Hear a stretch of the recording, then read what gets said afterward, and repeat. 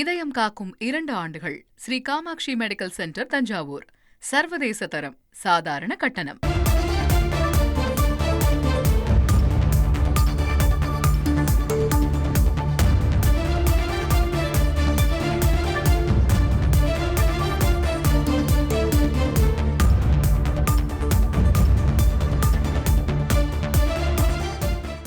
PMK MLA அருள் கட்சியிலிருந்து நீக்கப்பட்டிருக்கிறார். பாமக தலைவர் அன்புமணி ராமதாஸ் அறிவித்திருக்கிறார். மேலும் விவரங்களை செய்தியாளர் சங்கரன் வழங்கிட கேட்கலாம். சங்கரன், வணக்கம். இதற்கான காரணம் என்ன? வணக்கம். பாமகவில் தந்தை மகன் இடையே ஏற்பட்டுள்ள மோதல் தற்போது வரை நீடிக்கிறது. ஒருவருக்கொருவர் அவர்களுடைய ஆதரவாளர்களை நீக்குவதும் அவர்கள் அந்த பதவிகளில் தொடர்வார்கள் என்று அறிவிப்பதுமாக தற்போது வரை அந்த பிரச்சனை என்பது தொடர்கிறது.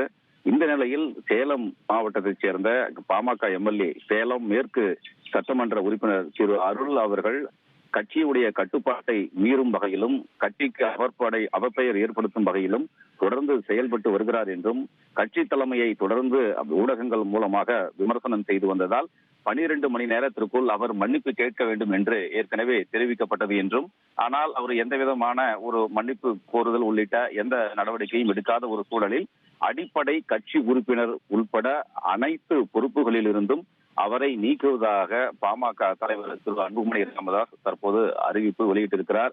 அண்மையில் திரு அருள் ராமதாசுடைய தீவிர ஆதரவாளராக இருந்து வருகிறார். அண்மையில் கட்சியுடைய இணை பொதுச் செயலாளராகவும் அருள் நியமனம் செய்யப்பட்டார்.